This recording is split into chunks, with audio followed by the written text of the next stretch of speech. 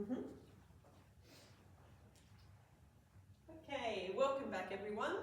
I would like to start by acknowledging the traditional owners of this land and pay my respects to the elders past, present and emerging, and any Aboriginal or Torres Strait Islander peoples here with us today.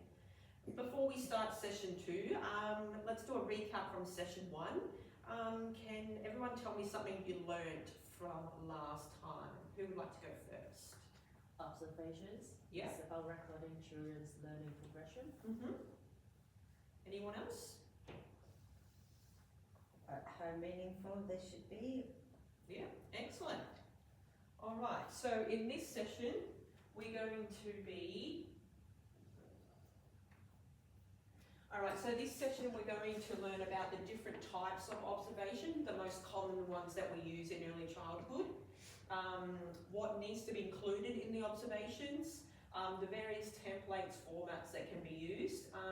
This is the second step to be able to write your own observation, and in our last session we'll be focusing on writing your own observation. So in pairs, I'd like you to discuss what types of observations that you have seen in your services, and you can have 5 minutes with that, and then we'll share it with the group. So talk amongst yourself about the types of observations that you have seen, and maybe give us an example of something that you have seen, like, you know, a child engaging in an activity, and then you saw an educator go, and, you know, what was the outcome of that? Alright, what sort of observations should we say? We can start. I've seen outdoor observations in the playground area of the children running and jumping, doing hurdles. I've also seen a child climb an outdoor train and had an accident after the child had been told not to climb. Please explain.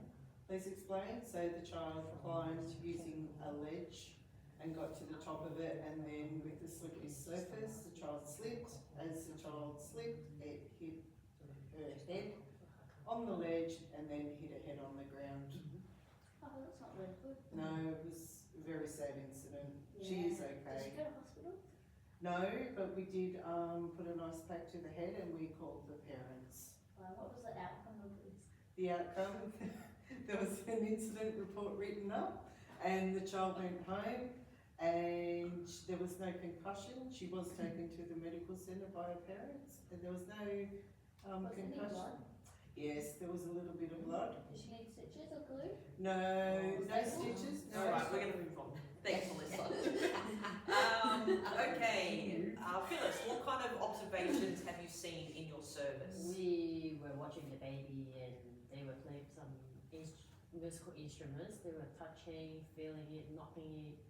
Didn't know how to play with, but just done it by sense and tried. And then we done a little joining book and ran down the details that they did, and then we ran the observations that we had. Yeah. Yeah. It's very good. Anyone else want to put anything else in? We've just seen observations throughout the yard. I was watching, I was hearing things. So yeah. What sort of things are you hearing? The kids playing, their social interactions, and yeah. Excellent. All right, so the first type of observation is an anecdotal observation, and they are written in the past tense. These observations start when the child begins the experience and obviously when it finishes. It's very useful because it's based upon the child's strengths, interests and developmental needs. So when we're writing observations, we're going to describe exactly what we see here, and we're not going to, you know, assume that the child can do this or assume anything about the child. We're just going to write exactly what we see the child doing with, you know, the blocks or the Lego or at the writing table. We're going to use specific language to describe what the child is doing, and in your observations you can include facial expressions and tone of voice. You can also include exactly what the child has said, exactly what they have done, even if you think that behaviour is negative. Say two children are playing in the sandpit, and one child, wants the other child's shovel, and the other child picks it up and hits the other child over the head with the shovel. You can still write those things in observations. They're very important to see if there is a pattern to children's behaviours as well. You can also write direct quotes that the children say as well. And are there any questions before we move on? No? No. Okay. So the second type of observation, before we move on, this is the template for the anecdotal observation, which is from the Department of Education. So here you'll write the child's name, what behaviour the child that you want to observe, your name, the date, the time, what setting you are in, can be outside, inside, dramatic play area, the writing table, Lego. It could even be at, things like meal times. Children say lots of wonderful things at meal times, and also that's a good way to extend on their knowledge about healthy eating and where fruit and vegetables come from, because a lot of children think that fruit and vegetables just come from the supermarket, which we all know they don't. So that's a very good way of helping children develop their skills. And obviously in the last comment you're going to describe exactly what has happened when you're watching the child. And we'll move on to the second type. So the second type of observations are jottings. Jottings are usually very short. They're written after the event. They focus on particular behaviours and concerns. They can be 1 or 2 sentences long. Jottings are a really quick and easy way to record spontaneous events that happen throughout the day. Say the child picks up, 10 blocks and builds this magnificent tower with the 10 blocks over a period of 5 minutes. You can grab your jotting book and quickly write down a few notes about what the child did and who else was involved. If any educators approach the situation, sometimes we have visitors come in, maybe the visitor came in and approached the child as well. We write all that information down. So jottings are usually, they can also be in conjunction with taking photographs or work samples. So say a child did a painting and they come up to you and said, oh, I draw blah, blah, blah, blah, and then you just write exactly what the child has written. And these are a really good, easy snapshot of what the child already knows. Are there any questions? No. The series 2 is a bit, what's the word? There's a lot of theory in these ones, and they are a bit dry, and it might be a bit boring, but we still need to learn about all the different types of observations because they are very useful, and they will help you throughout deciding which type to use and what you would like to do. So this is an example of a jotting. So they're all pretty basic, the same. Your child's name, your name, the age of the child, the date, your location, your jotting. So in the next series, we're going to learn about interpreting and analysing our observations, and we're also going to learn about following up what happens in observations and how what we see in the observation, how we can extend on the children's learning as well. Are there any questions? No. Okay. Has anyone written any observations while they have been in their service? I know you're all a bit new, but maybe, one of your lead educators have asked you to write something down. Does anyone want to share anything? I did a small one. Yes, Phyllis? It's like a jotting book, but it's not big one, just few sentences to support the educator when they miss out what they see. So just supporting them, and then later they can write observation on cues. Well done. All right, so our third type is a running record. So running records involve describing everything a child says in a specific period of time, often only 10 minutes or less. And these tell a story of the child's behaviour by detailing every single thing that the child says during that period of time. So normally running records are obviously very, very long, and it's almost like a transcript. You know, child A said this, child B said this, educator said this, so it's going to be very, very long, very lengthy, and very involved. And running records give us an in-depth insight into the child's language, and if there's any gaps in their language, or you know, how can we further extend the child's language, if we can, you know, start them on phonics, or you know, teach them verbs and nouns and pronouns and things like that too. So running records are written in the present tense because obviously you're recording it as it happens. This is really good now with technology. You can literally, if you're obviously in early childhood, we're all very time poor. And obviously we don't have time to get our paper and pen out and write every single little thing down. So recording children at their play is a really good way of then later on, when you have your programming time off the floor, go back to that video. In that video you can actually write down every single thing that the child has said, and you won't miss anything. So that's why you know, using technology these days is very, very good for observation, so you're not missing out on anything. They are also practical for deciding why a child might be behaving in a particular way, and could provide significant information on other developmental areas. Running record is detailed, objective, and written in order while the event is happening. And normally they can be recorded in like 2 to 5 minutes. So there is a lot of detail, but it's only for a short amount of time. Yes, does anyone have any questions? Or want to share anything that they've seen? Do you have to show running record to the parents, to the families? Yes. So normally what happens in early childhood is every educator in the classroom will receive a focus children. So then those focus children, that educator will then plan for their focus children. So they'll observe, analyse and interpret all their observations.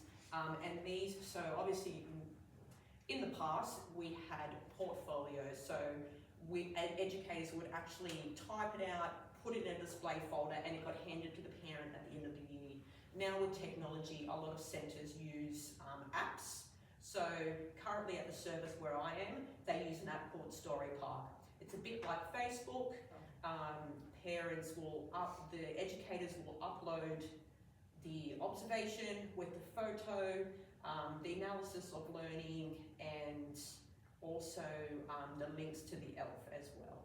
And also at this service, at the beginning of the year and halfway through the year, the parents also have input into their child's development, and they set a goal for their child at the beginning of the year. So how they observe in that service is so at 6 months, they have from January to July to achieve that goal, or then continue to progress to the rest of the year with the remaining of the goal. Or in July, the parents can set a new goal for their child. So the parent then can see that, I set the goal in January for my child to be able to write the first letter of their name. So the parent will then see the progression of the learning through all the observations that the educators have done for that child. And everything is recorded on the curriculums, and everything's followed up as well. That was a very good question, Phyllis. Thank you. All right, now, the last and most, so this is an example of the running record. As you can see, they're all pretty much the same. And when you get into your, when you go to your service, they obviously have their own template. They have their own format of how they want you to write the information into their app, but all the information is the same. Like, they've all got the same inputs. So the last type of observation, which is the most used currently in the industry, are called learning stories. So basically what learning story is that you are reading, like you're basically reading a book about a child's snapshot of their day. So the learning stories is simple. It's just telling a story, telling a tale to the people who are reading it. It focuses on a child or a group of children, and that talks about the decisions they make and the consequences that follow up, with a detailed description, like a narrative. And learning stories are really great because when you're observing and you can focus on a group of children, you can then minimise your workload by having the same observation for a bunch of children, but obviously adapting it to each individual child. So you can have a group of children playing in dramatic play area, talking about mums and dads and all sorts of stuff, and you've taken that snapshot of, let's just say 5 or 6 children, and so you've got 5 observations already ready to go out of observing one group of children. So that's another way that you can make your workload less. Yes, and this is what some services use as learning stories. So most of them will have a few photos and the observations. Some of them call it reflection, some of them call it analysing, interpreting, but really they all mean the same types of words. And sometimes it's called a follow-up, sometimes it's not, but it's pretty much the same thing. Does anyone have any questions or want to share any stories about if they've seen a group of children do something? So when you're doing a group, as you said, you've got a group of say 5 children on the floor and you're talking about your mums and dads' families, are you breaking down that review, filling out the form of this child said it, and this child said, or it's just an overall report that you're giving back? So it's for each individual child. Okay. So you would alter You'd the alter main each- character, so to speak, to focus on that child. Yeah. And then obviously when you're interpreting, it's going to be different for every child, because it's obviously when children play, there is a leader, there's a follower, there's someone who just sits there and looks like they're interacting, but they're really not. But and that would be a really great observation to see that, oh, this child's leading, this child's following, and that one's just sitting there looking like they're getting engaged, but they're really not. So that's a really good way to see, oh, what can I do for that child to help them get more engaged with their peers.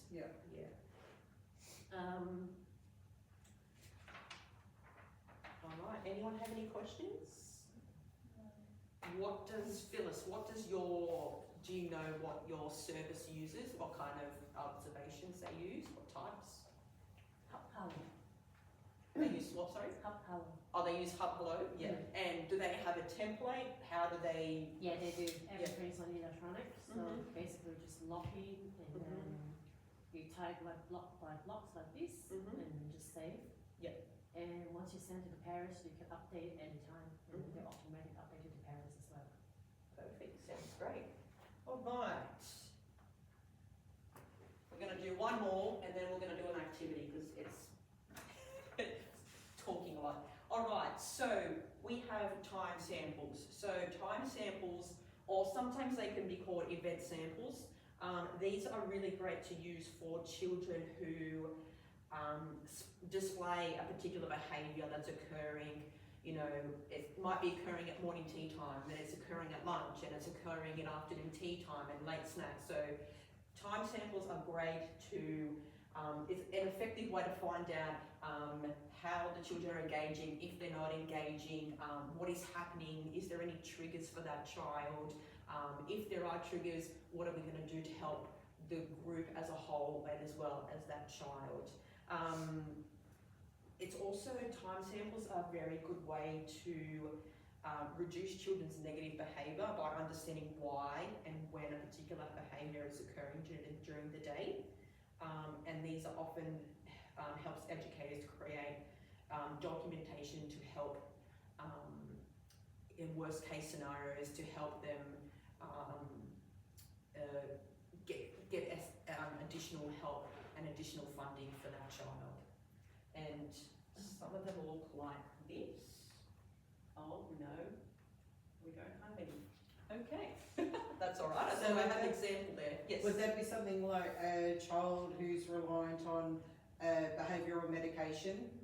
So you would write an event sample on a child who said, for example, if you're doing a group time and the child is sitting there picking up the carpet, and so you write, 9:15, Johnny sat at group time and picked up the carpet. Then you could write 10:15, Johnny sat in home corner and stroked the bear. So it goes by either 2 to 5 minute intervals about exactly what that child is doing. So a child might be constantly running around in circles around the tables inside.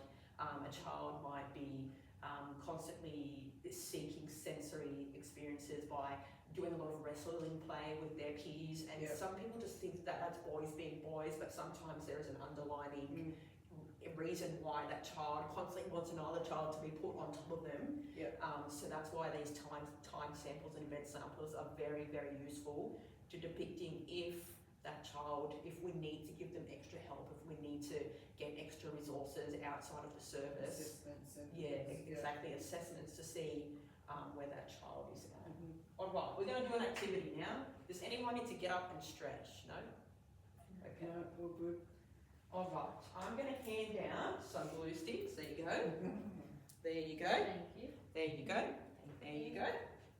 So, I have got, everybody's going to get a little pack. So inside the pack is, let me just open one.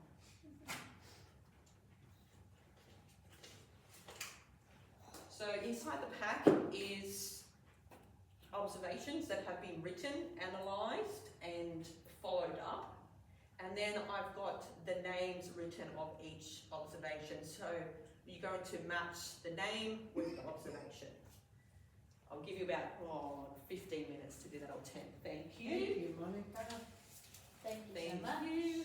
Thank you. Thank you. Thank you. Yes, I will. Thank you.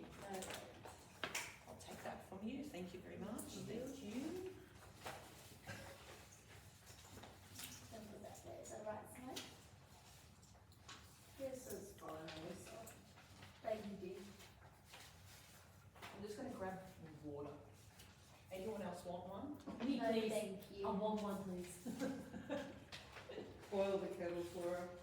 I've got dry pop, sorry. Make it fluffy. This will run up. Oh, put the kettle on the wrong side? No. No, just anyway. Okay. Miss Monica, Just like Yes. are we able to sit on the floor so it's easier? Yes, you may sit on the floor, Alyssa. There you go, Phyllis. Thank you. Yeah, you can sit on the floor, and then we'll talk about which one belongs where.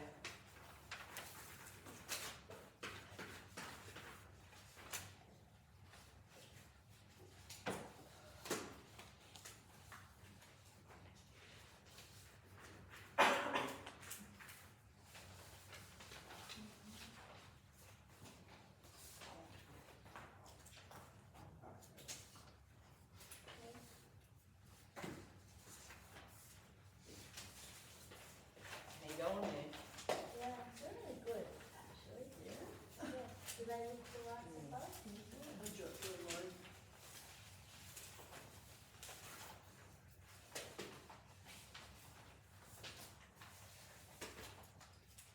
Absolutely. Thank you for the help. Looking good. There's one more.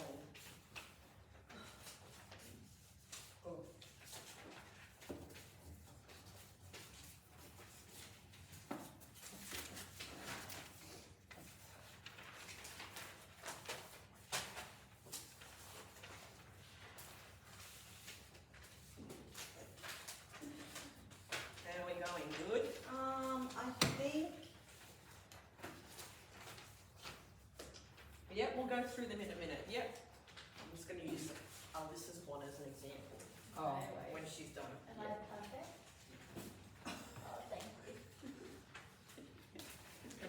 Oh, Lisa, you make me laugh. Right. I hope I got it all right this time. Thank you very much. Okay. All right. So I'm using Alyssa's one as an example. Yep. So the first one is the observer is Natalie and the location is the main playgrounds. Who can tell me what they chose for that one? No? Well done, Alyssa. A running record. Well done. Thank you, yes. As you can see, there's a lot of detail in that, and it's all, you can see everything that's going on in there. Well done, Alyssa. I'll give you that back. Thank you so much. No worries. Okay. The next one is Jay and Liam were playing cooking in the sand pit. Stop being silly, Miss Simone. Sorry, I'm listening. Does anyone know what that one was? Well done, Anne. That was a jotting. Excellent. As you can see, a few sentences here and there, and it was done over a short period of time. Well done. There you go, Alyssa. Thank you. All right. Who knows which one was the time sample? Phyllis, show me your time sample. Excellent. Well done. As you can tell, that was pretty easy to find Yeah. because it's got all the times written on it. Well done.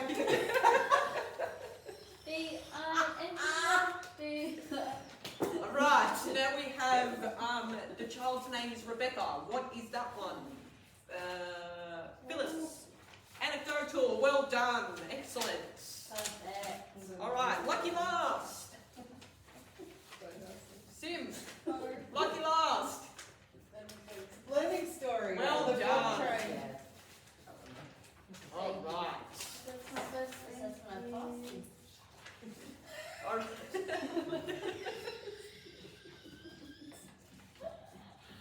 Okay. All right.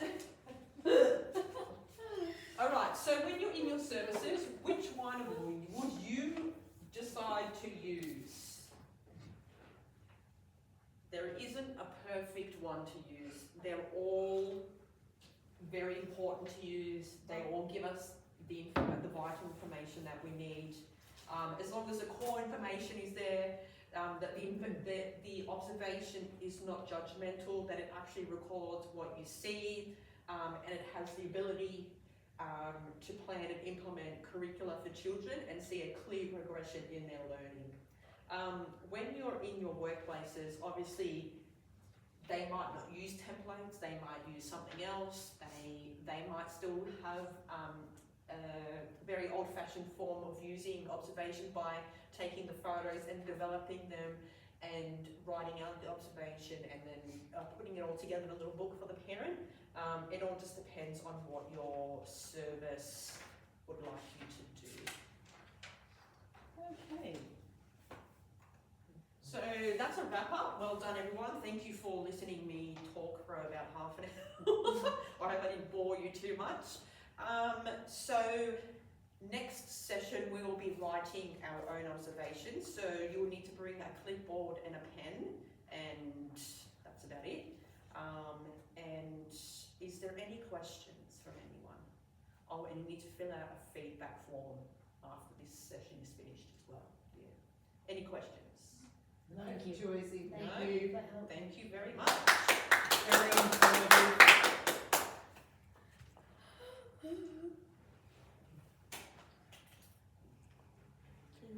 Just one more thing, when writing observations, we also have to remember to be confidential. So we're not going to tell, Joe Blow, our neighbour who lives down the road, that so-and-so can't do X, Y, Z. So when it comes to writing observations, we need to be very confidential because, we don't know if, Joe Blow down the road knows so-and-so that knows so-and-so, and this information, especially the early child industry, a lot of people know a lot of people, and because the centres are like next to schools and various other locations, it's very easy for people to know somebody that knows somebody else. So it's very important to stay confidential and not repeat anything you hear or write in your observations, or any concerns you think you may have of a child's behaviour. Yes, Alyssa? If you do a group observation, Mm-hmm. are you allowed to use names or do you have to use code words instead of the other children's names? It depends on the service. So some services prefer just to use the children's names, because obviously all of the children are friends, they know each Yeah. other's friends. Some of the children are so close they even spend time with each other outside of work, outside the service. And so obviously if you're writing an observation and you write child B, the parent already knows that that's Frank or whoever it is, yeah.